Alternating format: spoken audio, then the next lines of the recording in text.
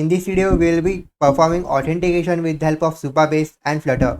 Now, if you haven't seen the previous video in which I have given the introduction about what is Supabase, what is its services and how to create a new account, kindly watch that. In this video, we will be connecting our users of our application that is of to-do list with the help of Supabase.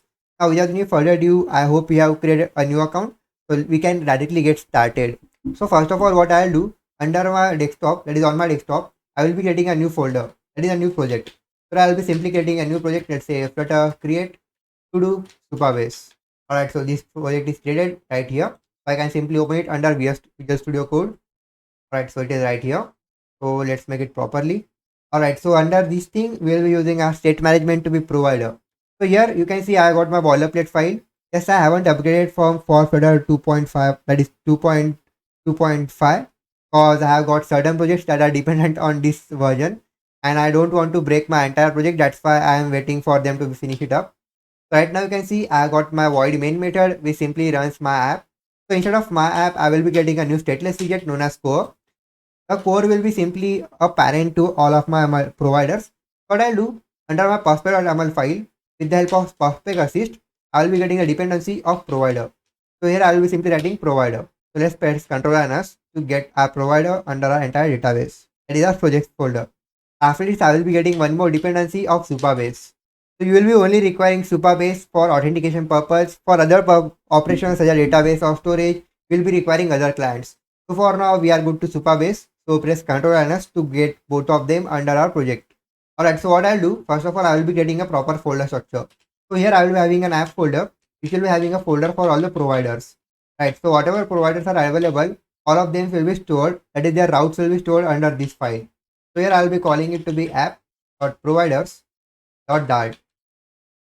So here I will be getting a new class, some boilerplate class known as app providers. So under this class, I will be first of all creating a new list, which will be of type of single child widget. Right, so here I will be calling it to be a providers. Right, the list name. So under this list, I will be storing all of the providers.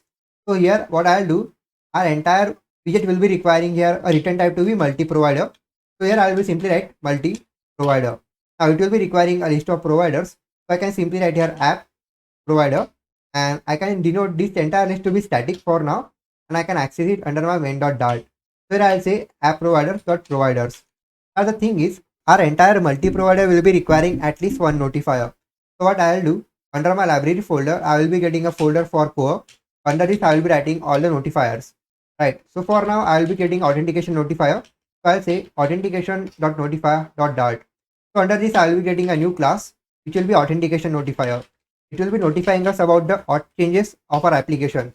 So I'll say auth notifier extend change notifier. So right now what I'll do, under my providers list, I will be adding that thing. So I'll say change notifier provider. It will be creating a new value which will be completely based on authentication notifier. So this thing is set up. So okay, so we can go back under our app providers and we can remove this dart.html file.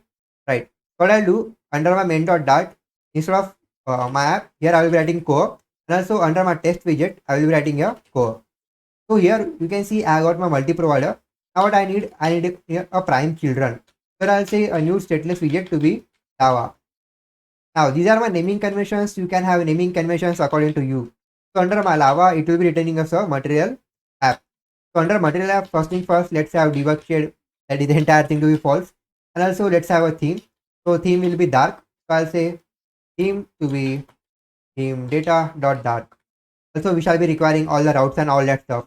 Right, so what I'll do, under my main.dart, here for my child, I will be writing here lava to be my main child. So the boilerplate setup is done. What we require the routes, that is all the views and routes. So under my app folder, I will be getting a routes folder. Under this route folder, I will be getting a file called app.routes.ts. Under this, I will be getting a new class which will be app routes. Right, the number of routes that are available will be based on this. So I'll say a new static route. So here I'll say static constant string. Alright, constant string. First one will be a login route. So I'll say login route will be /login. Can have any sort of name. And also we can have here a string. Alright, this is not a TypeScript file but a Dart file. So here I'll say Dart. So the error will be gone. So what I'll do now, I will be getting a map. So what I'll do, I'll say here it will be static final. or it will be compiled over the compile time, that is it will be run over compile time. So it will be not a type of map but directly all the routes. So under these routes, this will be containing a login route, and this will be showing us a new context, and this thing will be connecting with a new view. What I'll do, under my app folder, that is under my library, I will be getting a meta folder. Under this I will be having all the views, right? So under views, first of all I will be having all the views for authentication. Under authentication I will be having views for login view. So I'll say login dot view dot dark. Now I will be going through a proper folder structure, so you should be following such a folder structure under your projects. So I'll say here login view for now. So let's remove everything off, and instead of container it will be returning us a new scaffold. So under app routes, here I can return here a new login view. So this thing is connected. What we can do now, we can go back, and under my material app I can say initial route will be app routes dot login route, and also I can say all the routes are contained under app routes dot routes. So the boilerplate setup is done. What we can do, under our login view we can have app bar for now, and here it will be having some title to be a text, and under text it will be having a text of, let's say, login view. And yeah, that should be it for now. And also I will be having a body. So under body, let's have the container. Under container, let's have child to be a column. So main axis alignment will be a center. Also cross will be under a center. Now it will be having all of its children. So the children will be two text fields for sign up, that is for email, and also for password. What I'll do, I will convert my entire stateless widget under a stateful widget, and here I will be having some text editing controllers. So I'll say text editing controller for, let's say, email, and also we shall be requiring a password. So I'll say email text editing controller, right? So I can have one more thing, so it will be for password, right? So we can have our initiate method in which we shall be initialize our entire controllers. So I can copy this piece of line, and I can also copy this thing and paste it here, right? So you can see I have my initiate method, and here I'll say decoration for input decoration, and here it will be requiring some hint text, I guess. Yeah, so hint text will be nothing but enter email. Now the UI won't be that great, it will be simply a functionally to-do list, right? So here I'll say email controller. Now I'll be having one more text field, so I'll say a spacing for now. So I'll say a size box. It will be having a height of, let's say, 10, and also all the text field. We shall be also requiring a button. So let's have some spacing, and also here I have a new elevated button. So I'll say elevated button. Under this on press, there will be nothing for now, and also a child to be a text of a login thing, right? So this should be our entire boilerplate UI. I can copy this, and I'll say authentication or one more UI for sign up. So I'll say sign up dot view dot dart. So under this I'll say entire thing, and also I'll refactory, that is rename the symbol under a sign up thing. So the entire thing is done. What I can do, I can create one more route for the sign up view. So I'll say sign up, and also under our login route I will be having a sign up route. So we can copy this piece of line, and I'll say here sign up route, which will be showing us to a new context, will be reaching us to sign up view, right? So this should be it for now. And here under sign up thing will be requiring here a sign up view. Yeah, the entire thing will be the same, but only sign up and sign up. Also we shall be requiring some button to navigate us back. What I'll do, here I will copy the size box, and I'll say it's spacing to be 30, and also a text button, right? So here I'll say a text button, and on pressing over it will be navigated back.